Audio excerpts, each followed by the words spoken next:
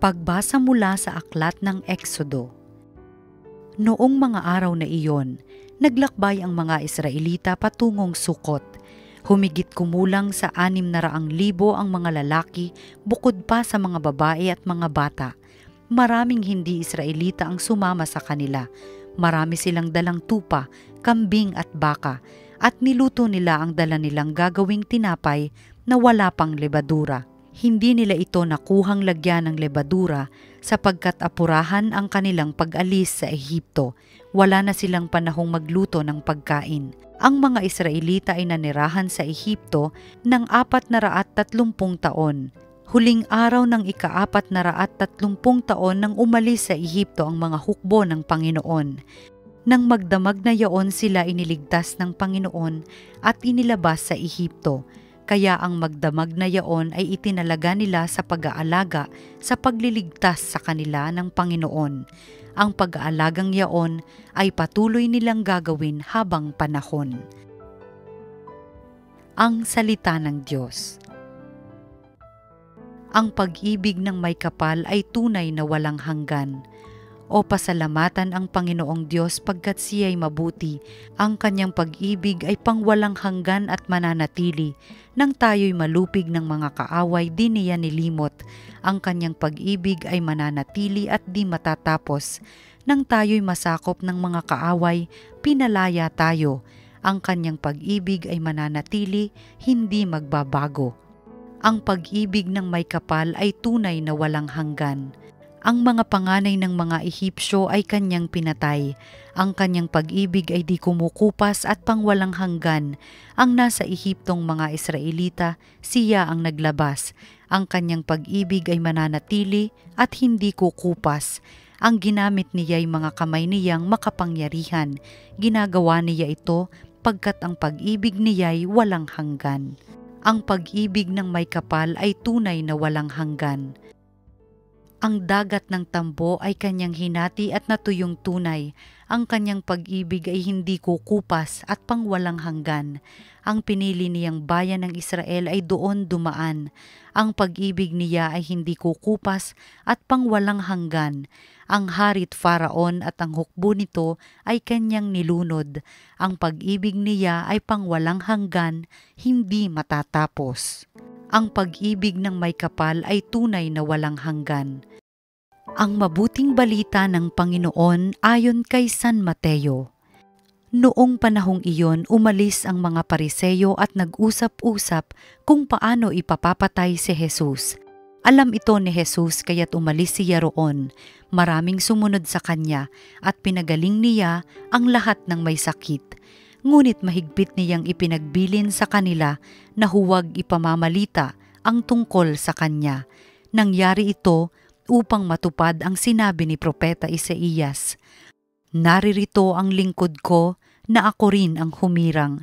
Minamahal ko ng labis, lubos kong kinalulugdan. Ang banal kong espiritu sa kanya ay ibibigay. Sa lahat ng mga bansa ibabadhay katarungan. Hindi siya makikipagtalo, mahinahon kung mangusap. Ang tinig niya sa lansangay, tinig lamang na paanas. Hindi niya puputulin yaong tambong nakahapay. Ni hindi rin papatayin ang umaandap na ilawan, hanggang itong katarungay mapagtagumpay niyang ganap at ang pag-asa ng tao sa kanya ay ilalagak. Ang mabuting balita ng Panginoon. Pinupuri ka namin, Panginoong Hesukristo. Magandang araw po sa inyong lahat. Ating pagnilayan ang salita ng Diyos, salita ng buhay. Nitong nakaraang Huwebes, ang Ebanghelyo ay Mateo 11 verses 28 to 30. At dito sinabi ni Jesus, "Mag-aral kayo sa akin. Ako'y maamo at mababang loob at makasusumpong kayo ng kapahingahan para sa inyong kaluluwa." The Sacred Heart of Jesus is meek and humble of heart. At makikita natin ito sa ating Ebanghelyo ngayon. Gustong ipapatay ng mga Pariseyo si Jesus. Nag-usap-usap sila para siya ipabagsak. Pwedeng-pwede naman na nagalit si Jesus, naging bayolente at gumanti sa kanila. Pero hindi. Siya'y maamo Kaya naman umalis na lang siya roon at umiwas sa away at umiwas sa gulo. Kahit na may mga umuusig sa kanya, patuloy pa rin na gumawa si Jesus ng kabutihan. Patuloy siyang nagpagaling ng may sakit. Pero kahit napakaraming mga taong sumusunod sa kanya, siya'y nanatiling may mababang loob. Mahigpit niyang pinagbawal na huwag ipamalita ang ginagawa niyang kabutihan sa lahat. Hindi siya nagpapansin, hindi siya nagpasikat, hindi siya nagmalaki sa ginagawa niya. Nanatiling humble pa rin siya. At dahil si Jesus ay maamo at mapagkumbaba, nanatili siyang payapa sa gitna ng gulo at panganib sa buhay niya. Kaya ano ngayon ang ating punto para sa ating ebanghelyo ngayon? Ang kapayapaan ng ating kaluluwa ay makakamit lang kung tayo'y maamo at may kababaang loob.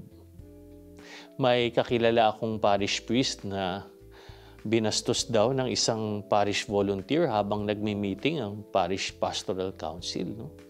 Sinigawan siya, pinagdabugan ang volunteer. At ang pari naman ay nanahimik lamang at hindi niya pinatulan ang volunteer. Kaya naman mas hinangaan pa siya ng mga tao at pinagalitan nila yung volunteer, sapagkat nanatiling maamo pa rin ang pari sa harap ng pag-uusig sa kanya. Naalala ko meron din akong napuntahang wake kung saan yung yumao ay mabata-bata pa, nasa 20s pa lamang.